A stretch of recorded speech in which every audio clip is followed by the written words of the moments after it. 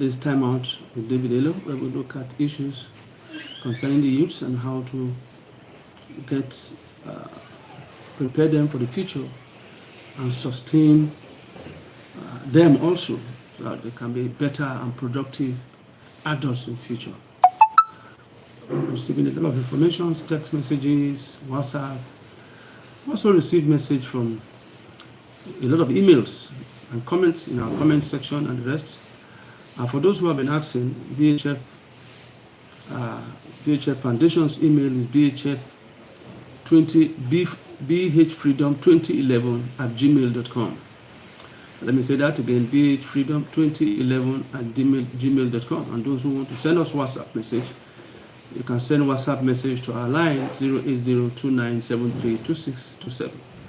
You have issues with drugs, you have issues with court activities, you want to know how to go about it, we can be able to provide advice, free counseling, and also give you direction on how to come out of it. So these are our numbers. You can call us for any information that you want. We can be able to give to you and also see how we can help you. In any state you are in Nigeria, we can link you up to different people who can help you come out of drug activities, and also how to settle down so you can live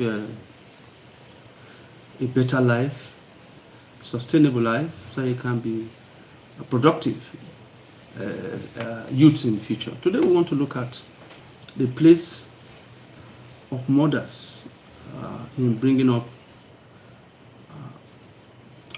the youths, the place of mothers. It's so important. There's a strong connection between the mother and the child. I want you to always understand that. I've said in this program again and again, because of my early involvement in sacred court activities, I found myself going to a lot of native doctors. Just as I've always said, I was almost a native doctor. I went to a lot of spiritual houses trying to fortify myself, trying to do one thing or the other to protect myself from attack and the rest. So that made me visit a lot of spiritual homes, native doctors. And there's something I found in common, that every native doctor that we visited when we were many years ago, when we were youths and undergraduates, most of the native doctor we visited, they don't ask for the name of your father. They will always ask, what's the name of your mother? The native doctors know, or should I say the devil knows, that the father might not be certain, but the mother is always certain. I guess that's why they always ask, what's the name of your mother, before they do out any kind of charms which they give to us for protection. I'm talking about charms against gun, charms against cutlass, and all those things. So I was living, we went to a lot of them, and they asked a lot of questions. But one thing I can tell you from my experience, which I want to encourage the mothers, that mothers are powerful. I want you to understand that. That even when the Bible says the women are weaker vessel, I guess the Bible just stated that maybe to calm the nerves of the women or so. They are not as weak as you think. They are spiritually strong. I remember my mother was always saying, when we were growing up, my mother would always say that I did not eat anybody's child, and so nobody can destroy my own. So in all my years of involvement in sacred court activities, I've went through a lot of things. I've had close shave with death many times. And each of those situations, I discovered that my mom was always on time, praying while the crisis was on. So if you're a mother and the only thing you think about is I should be the latest clothes, the latest dress, the latest this, and you have children, you are not spiritually connected to your children, you are not fighting to protect the destiny of your children, then you're a terrible mother.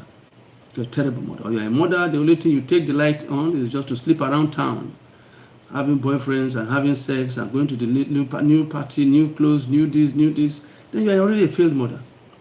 You're a failed mother. I'll give you an instance. There was a time I was picked up. I was picked up by other court groups. I was mistaken. They invaded the house that I was in, and I was in. They didn't actually come for me. They came for somebody else. But when they saw me in the house, they were so happy, and they invaded the house. Close to 300 of them. In fact, they used axe to pull down the door of the house. When they saw me, they were extremely excited, and they took me to the cemetery between 1:32. So we were at the cemetery between 1:32 in the night, and they were using all kinds of instruments and metals on my head.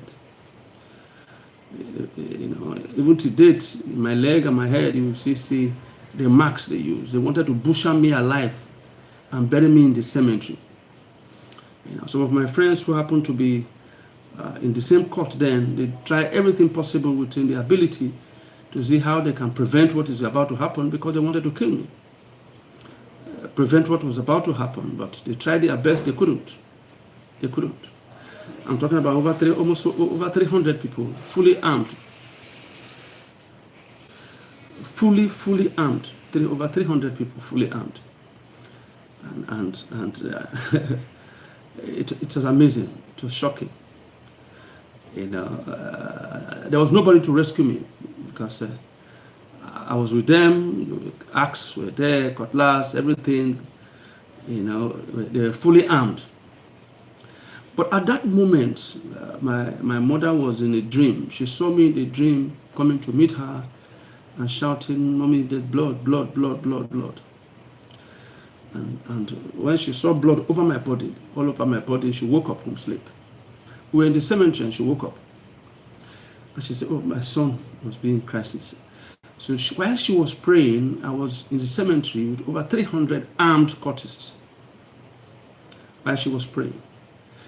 And when it was around 2:30, we started hearing siren, to the terrible siren. The siren was so high, it was so much, that people were beginning to wonder what's going on. The siren was much. Begin to hear siren. Siren was so much. And those people who wanted to kill me, the cultists who wanted to kill me then, on hearing the siren, they thought maybe policemen were coming, and they all took off. They left me. They left me in the pool of my blood right there in the cemetery. They ran away and they left me. I was there bleeding profusely. And I got up. I was managed to get up, and I walked to the general hospital, where there was this particular doctor who also was partly Nigerian, partly Ghanaian. So he was the one that when I knocked the door and he saw me that night, he was amazed. This is now after 2. With so much blood, and said, "What happened? What happened?" I was shocked. So he tried to administer first aid to me. He said, "Oh," but he said there's nothing much they can be able to do, because my body was filled with alcohol, and they can't give me anesthesia. So I ordered for more alcohol, lost gin to be precise, which I took that early hours of the morning, the full bottle, from where he stitched about 8 places, about 4 in my head and 5 on my feet. But what I'm trying to say here is this. This thing was about to happen. My mother saw it. And so if you're a woman and you don't have any spiritual connection with your children, that you're a failed mother. Absolutely failed mother. We are living in dangerous times. The times we are living now is more deadly than when we were youths. Because there was no social media then. Now things are happening all over the world, not only in Nigeria. You see in America, right there in America, you see protesters that are supporting what is taking place, supporting the killing of Hamas and the rest right there in Gaza. Supporting the raping and maiming and killing of innocent people. You see them, the American youths. Look at what happened, is it yesterday or 2 days ago, when they went to Trump Tower to occupy it in protest. So we live in a time now where people don't see evil as evil anymore. They don't see it as a big deal. The youths are now, when it comes to killing and the rest, they don't see anything about it. I told you some days ago, about 3 weeks ago, if I'm not mistaken, some group of youths they wanted to see me because they needed advice from me in the youth center. But and I asked them to come, and they came to see me while we were discussing. I won't mention the name of the university which They graduated from, but they're young people. I'm talking about, they are between the ages of 20 to 22.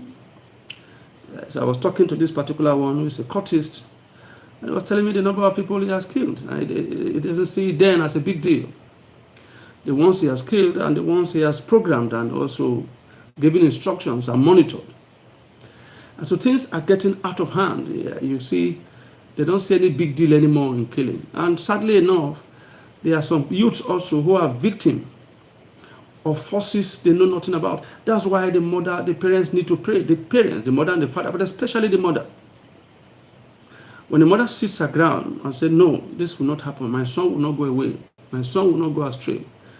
And decides to say, no, I will fight for the destiny of my son. This is the time that we're living in now, where the parents must sit down, especially the mothers, to insist that they must prayerfully stand and defend their children. We're living in dangerous time. I will tell you a story of a young man that I know. I know him very, very, very well. In fact, we're like family friends. His mother was close to my mother.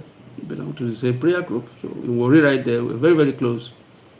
He was in the University of Benin as at that time. It was in the final year, I think 500 level, University of Benin. Now, this guy was not a cultist. But unfortunately, he went with some cult people to drink. His friends. He was not a cultist. But that very day, some cultists came to University of Benin then. And the cultists he went to drink with, when they noticed some movement here and there, and they suspected that they have foreign visitors, foreign bodies in campus. And so they suspected that there are some things that will take place. And what did they do? They walked one after the other. They walked out one after the other. They left the bottle where they were drinking one after the other. Remaining this guy who was just a Jew, we will call him Jew. He didn't walk out because he doesn't know anything. He was not expecting anything because he was not a member. That's how they came in, and not quite up to 10 minutes after this guy, or 5 minutes after this guy's walk out, they came in and they left about 2 bullets in his head. That was how this guy was killed. He was not a cultist, but he was killed because he was with the wrong people. The wrong people. That's why you must be very, very careful. You must be praying for your children that they will not be in the wrong place at the wrong time. There are many people who are victim of what they know nothing about. They know nothing about. Some years ago, somebody called me from Warri prison. Called many years ago. Called from Warri prison. He listened to my program on radio. And I don't know how I was able to listen to my program on radio. And he called me, and he said he's spending 5 years in a waiting trial for offense he didn't commit. There are many people like that who are being punished for what they know nothing about. That's why you, as a mother, you must insist and begin to pray for your children, because the enemy is doing everything possible to see that he destroys the lives of your children. Now, are you going to watch? Are you going to be silent and watch things go wrong with your children that you give birth to? You must stand your ground and insist that things must be done right. Because there's so much evil now in the land. So much evil in the land. The social media is one. The social media has a lot of benefits. I thank God for the benefits. But apart from that, the social media is also an instrument also of evil. Anything that comes with good, the devil attach it with evil. So youths are now being destroyed by social media. They join cults. You can join secret cults. You can join occultic groups through social media. So I'm trying to tell you right now that you must spend time. I mean, so many years ago, I will tell you something that happened. I was involved in something that was wrong, terribly wrong. I told you I was a cultist anyway. But then the house I was in was marked out to be attacked. Marked out to be attacked. And I was sleeping. Again, my mother was praying. And all of a sudden, somebody came in. There's somebody walked into the house around 3 o'clock and told me that I should leave. I didn't see him. I only saw somebody. I only feel it in my body that somebody was tapped me. I said, "You leave here now immediately." And I woke up. Not up to 5 minutes later, I left the house. Not up to 5 minutes after I left again, the house was attacked and my friend was killed. Because somebody prayed and said, "You must leave." So you must be very careful. You must pray for your children. I remember one of my good friends, he's late now. He was in Ambosali University then. Immediately wrote his last paper. That was when he was attacked by cultists. But they twisted his neck. They followed him to his house. They twisted his neck. And that was how he died. I think he was the only son of a diplomat at that time. The father was over 60 years. Imagine the heartbreak that he must have brought for his mother and his father by this involvement. So please, it's just a wake-up call that we must begin to spend more time praying for your children anywhere they are, because the times are evil. The times are evil. There are many people who are on the wrong place at the wrong time. They just find themselves in the wrong house, in the wrong bus stop, in the wrong vehicle, at the wrong time. That's why on a daily basis, you must begin to continue to pray for your children. Because there's no safety anywhere anymore. The vehicle they're about to enter, the bus they're about to enter, the taxi they're about to enter, the Uber they're about to enter, the hotel they're about to lodge, where they are going, everywhere is laced with evil. There's so much evil, ritual killings, and all terrible things that is taking place. We are living in dangerous times. That's why we must begin to be very prayerful as mothers. You must make a covenant with your God to insist that, God, I'm covenanting my child to you. Please protect my child. Protect my child from evil. Because the only one that can actually protect you is God. I remember many years ago, as a Coptist, we went to a native doctor. Me and my late friend, we went to a native doctor to do charm. Charm for gun, charm for cutlass, charm for protection. So we went to the native doctor. My friend did. After his own turn, it was my turn to do. I remember I asked this native doctor, very big shrine. He said, I've seen quite a number of people who do these charms, and they were killed. And the rest, with cutlass, with gun, I saw that they were killed, even after they've done some of these charms. And the native doctor told me that at times, the power will leave the body. So I asked the native doctor, if I'm face to face with a gun, I'm face to face with cutlass, the cut is there, how will I know that the power has left the body? And he said, well, that's the risk I will take. I said, no, I'm not going to do the charm. My friend did it, and my friend was killed. Because when you do these charms against cutlass, against gun, what happens is that you will see there's a force that will continue to push you towards killing, towards fighting. So you always finding yourself in a place where there's bullet, where there's cutlass. You begin to find yourself regularly involved in crisis, because that's what the charm does. It pushes you towards violence, violent, until it takes your life. So, but you must stay. You stay and say no. So my friend was killed even when he did the charm. But much later, when I became a Christian, I saw where Jesus said, I will never leave you nor forsake you. And I remember a time, even though then I was still in court, I was not fully a Christian then, but my mother was praying also.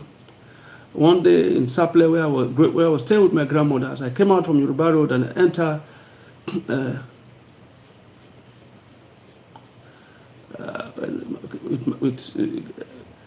all of a sudden, I saw policemen fully armed. They picked me up and they put me inside the vehicle. They're taking me away, and I was shocked. I thought they came to arrest me because I was a Curtis there. But I was surprised when a woman in the vehicle said I was among the armed robbers that came to rob them. I was shocked. In fact, I wanted to confess that I was a Curtis. I'm not an armed robber. I've never been an armed robber. I know nothing about robbery. But they were taking me away, and they said I'm an armed robber. They were taking me away and saying that I'm an armed robber. I said, no, I'm not an armed robber. I know nothing about that. They were taking me away, and that's how they were taking me. But all of a sudden, God intervened because my mother was praying. And what happened? God said, the policeman in the vehicle said, okay, let's take him to the scene of the crime for a second opinion. So he's vehemently insisting that he is not part of the robbery gang, which I was not. So that's how they took me to the scene of the crime again. And as the security men came, they all came down. I was on handcuff, and they asked, "Is he?" Because they went to rob at Olympia then in Saple. And they asked, and a tall yellow woman just came out the same time they were asking. And the woman said, "No, he resembled one of the robbers, but he is not the one." The statement of that woman was what rescued me. So by now I'll have been killed. That was the season where there was so much robbery in Saple, in Delta, that they catch robbers, they kill them. But the woman said, "He is not among them. He looks like one of them, but he's not the one." Why? Because my mother was praying then. So the question I want to ask for these few minutes right now, parents, especially mothers. I keep saying mothers because I know what I'm talking about. I told you at the beginning of this program that most of the native doctors we went to, they don't ask for the name of our father because our father might be a mistake. They will always ask, "What's the name of your mother?" That's the certainty. And so the question I want to ask, do you spend time praying for your children? Or you place more focus on your ashwebi, on the good you want to buy, or the party you want to go to, or this you want to go to? Because you must understand that your children are your future. You can understand how your future will look like with the way your children are and how they are brought up. Any fruit that does not have a seed does not have a future. The future of every seed is the fruit. So how serious are you taking the fruit that God has placed in you? Your fruit, which are your children. Are you going to sit down and watch the devil destroy your children, like moving them to join bad organizations, moving them to join bad gangs? Just like it is written that evil communication corrupt good manners. I know what I'm talking about. I grew up from a Christian home. My mother is a pastor, but I became a courtist. I grew up from a strict home, very, very strict. Very, very strict. I remember when I was in Auchi Polytechnic, the law in our house then is that you must come home by 7. But by 7 o'clock, you must be inside the house, not outside. You must be inside the compound, fence round, not outside. You dare not take alcohol. You dare not do this. You dare not do that. Because my late father then has a PhD in flogging. He loves flogging. In fact, he has all kinds of water cane and all kinds. It takes delight. My late father then can travel from Warri to Saple just to flog somebody and come back. He delights in it. So the flogging was regular, was much. There's flogging for everything. He handled me with so much force. But I already had, when I get to school, I became a courtist through a friend. I became a courtist through a friend. Remember what I told you? That evil communication corrupt good manners. It doesn't matter the training you give to your children. If they are unfortunate to find themselves with wrong friends, they will corrupt. Even the training you give to them will be corrupted. That's why you need to continue, even with the training, you need to continue to pray for your children. Pray for them on a daily basis. The Lord protect my children, guard them, order their steps, direct their path. They will not get involved with evil friends who will deceive them. Like I said, a young man like me, a gentleman, enter school, good home, Christian home, disciplined home. But I became a courtist through a friend.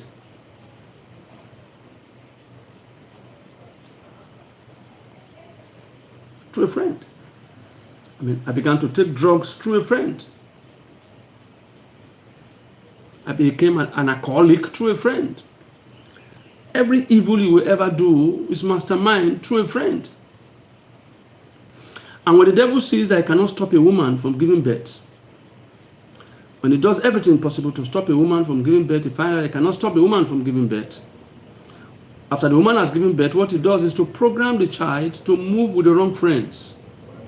Because whatever you become in life is a function of the friends you keep. If good will come out of your life, depends on your friends. If evil will come out of your life, it depends on your friends. It's your friends that determines your future. The outcome of your life is a product of your decision. Which kind of decision? The kind of friends you keep. So the question is right now is, what kind of friends do you keep on campus? Look at what happened to David, King David's son, Ammon. He had wrong friends. It was the wrong friends he kept that gave him wrong counsel on how to rape his own daughter, half-daughter. Friends.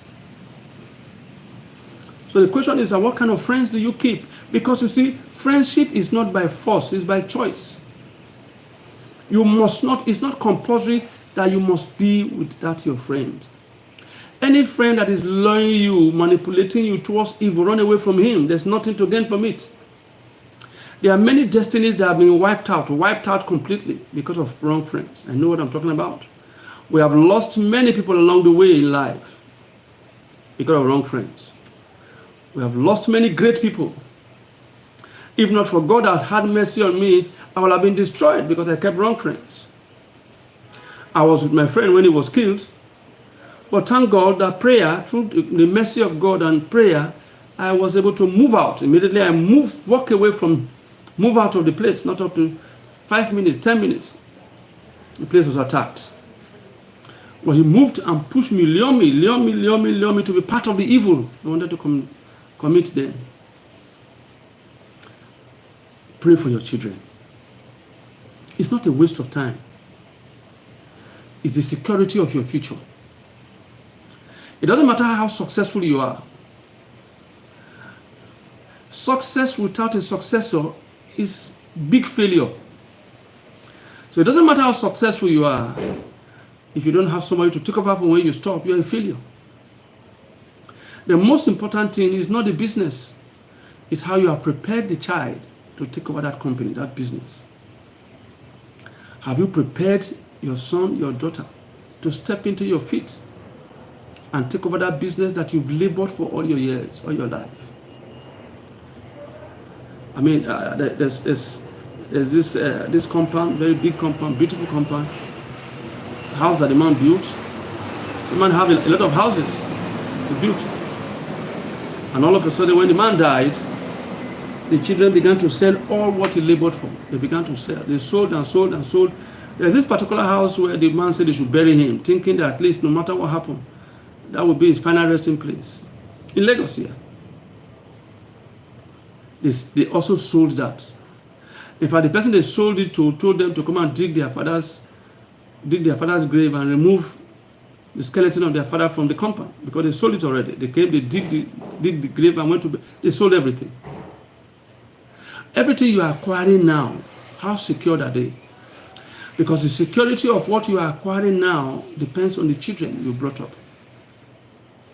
Depends on the state of mind and the quality of training and prayer that you've invested in the children. So you don't ignore it. It's so important. You don't ignore it. And just like I said, as we begin to round up, you must pray for your children on a regular basis. Always remember to say a word of prayer, because the times are evil. Many people are involved in what they know nothing about, I told you before. I remember I was in a vehicle many years ago. I have this friend of mine who were very close, over 30-something years now ago. We normally drink together. He takes me out to a club, we drink. I was drinking free beer, I think. And I guess maybe got to a situation where he felt he had been giving this boy free beer, take beer, women and the rest, drinking pepper soup, going to club and the rest, and he has been the one financing it. So he said, I think it's time for this guy to work for what he's eating, not every time free things and free things and free things.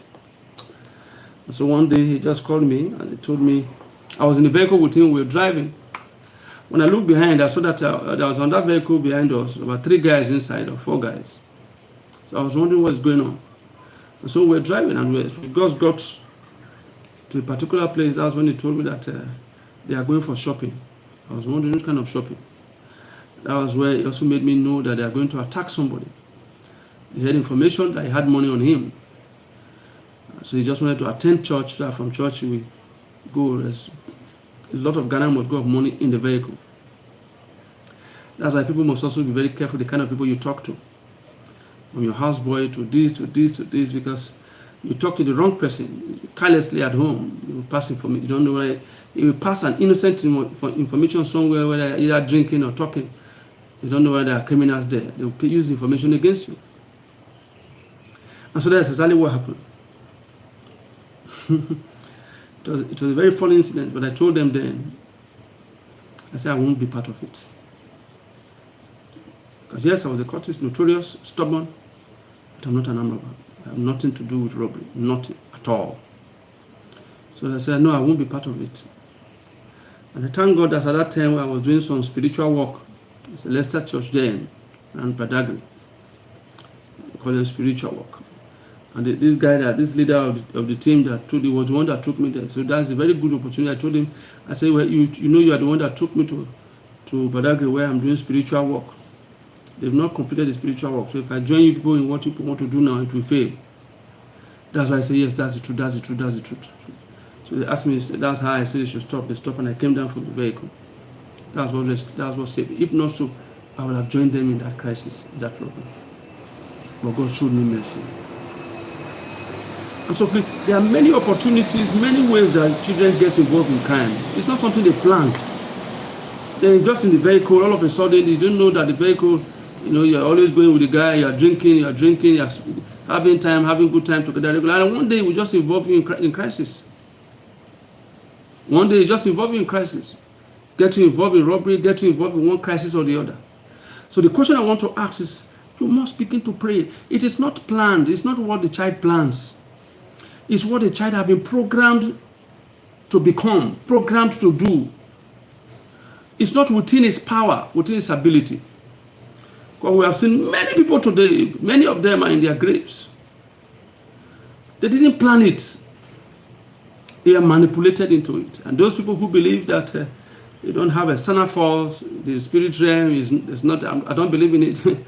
I'm telling you what I know. I'll tell you what I've seen. The spirit realm works.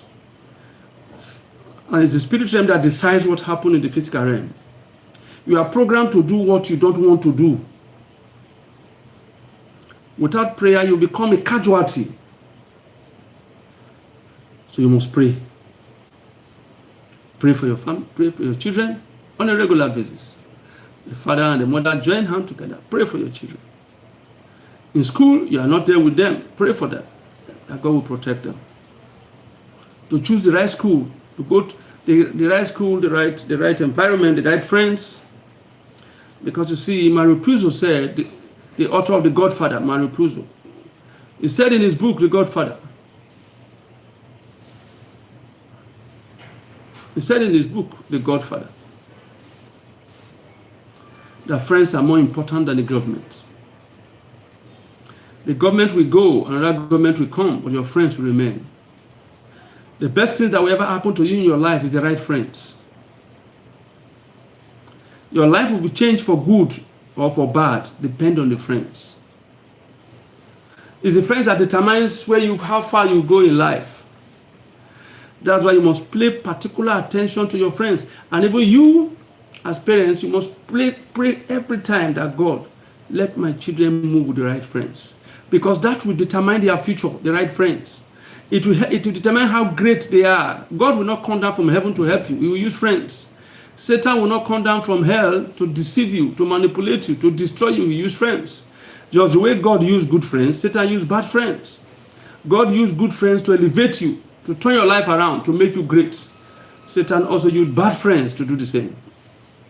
So the question I want to ask, have you been praying for your children that God should bring the right friends in their lives? The wrong friends that came into my life was what was almost truncated my life. Every evil I've ever done was inspired by friends, was taught by friends. I never saw it at home. I saw people say, they are not well trained. My parents trained me well. But when I enter school, it's evil communication, corrupt good manners, not bad manners. It doesn't matter how well dressed you are. If you embrace a mechanic, you put on white clothes, and you embrace a mechanic with his dirty overall, your white will be stained. There was a time every 7 o'clock, me and my friends would go to Badagry Beach to drink. from 7 till 2, 3. Completely drunk. We drove from that Third Milan Bridge. We came from Badagry. We passed through. Came from the bridge, the bar beach. Then we always drive every night. We passed through Third Milan Bridge. It was God that saved us. That as drunk as we were, we didn't drive into the river. Friends, corrupt good manners, evil communication. Somebody once said that if you take a sample of the five closest friends you have, you can be able to see how your character will become. You begin to see your character is formed by the 5 closest friends you have to you. As we begin to round up, I want to say this: be careful of your friends. Before you call somebody your friend, you must analyze the person. You must check out the person, because your destiny, your life, depends on those you call your friends. The extent to which we go in life is a function of those you call your friends. If you will succeed in life, it depends on your friends. If you will fail in life, it depends on your friends. So work on it and ensure that you have the right friends. This is BHF Foundation. I want you to subscribe to this channel on YouTube, have more and more informations, get to you and teach you a lot of things from our personal experience. My name is David Elo. We'll be having programs with different people, drug addicts who are now out of drugs. They will tell you what to do. I was once involved in drugs. Escortists will tell you how to come out of it and the dangers involved in it. Because the biggest problem we are having right now is drugs and cult. There's cult everywhere. And you'll be amazed that even in the church, I don't know of the mosque, but you'll be amazed that even in the churches they have cults. Different parishes have cults under one province. I've seen some things that baffles me. The generation we are living in now, we have deadly youths. Deadly youths who don't think twice before killing anybody. They don't think twice. It's not a big deal to them. Murder is not a big deal. They'll tell you we have off the guy. We have deleted the guy. It's not a big deal. That's why you must pray for your son, that he will not fall into the trap of the enemy, that he will not be misled by wrong counsel. He will not be in the wrong place at the wrong time. Say that prayer regularly, especially mothers. As I conclude, I want to say this, that women are powerful. In case you don't know, I'm telling you, I've been involved in spiritual things in the past. Nobody will ask you the name of your father. They will always ask you what's the name of your mother. That's the powerhouse. Women don't know how powerful they are. But there's nothing that is as powerful as a godly woman that raises her holy hands, praying for her children, and insisting and telling God. When a woman hold God and said, God, you are not going anywhere, you must bless my son. Say a word of blessing. Protect my son. God will comply. Because God himself told the man that if you want your prayers to be answered, you must live in peace with your wife. That tells you how powerful they are. So when somebody comes to tell you that the woman is the weaker vessel, it's just to help control the power that the woman has so that she doesn't get carried away. The Bible says in 1 Peter, I think 3:5, if I'm not mistaken, that the husband should live at peace with their husband. The husband should live at peace with their wives if they want their prayers to be answered. Can you imagine? So which means if you are not living at peace with your wife, you are wasting your time even when you are praying as a man. That's how powerful the woman is. When it was time for God to rescue humanity, it passes through the woman. The Bible says, and the woman and the earth rescued the woman from the onslaught of the dragon. That's how powerful the woman is. So please, I want to encourage you women, always pray for your family, pray for your children. My mom used to, she does it regularly. Lay her hands on her womb and insisting, my children must fulfill their part. I never knew any day that I would ever become a Christian or anything. My parents were praying. And they prayed me out of court and out of satanic activities. And God took away evil from me and gave me the mic. So as we conclude, the first thing you must know as a young boy, a young girl, check your friends. They are so important. The one that is not good, delete the phone number from you. Always coming to tell you things, men, drink, girls, drag, rape. When you see the advice that is called words that are coming, you don't know you don't know how bad the person is. The only way for you to know is not written in the face, it's from their mouth. Because you say, out of the abundance of the heart, the mouth speaketh. So you can be able to know what is in the heart of the person by the things that comes out. So the guy that comes out, they call your friends, the only thing he talks about is drink, I will do this, we do this, we rape this, we do this, we do this. You say, I know this is the wrong person. Because your future depends on your ability to choose the right friends. And the prayer of the mothers empowers the children to make the right decisions. Until we meet again tomorrow, please don't stop praying for your children as mothers. And for the youths, be careful of the friends you have, because there are consequences. Have a wonderful day and take good care of yourself. Until we meet again.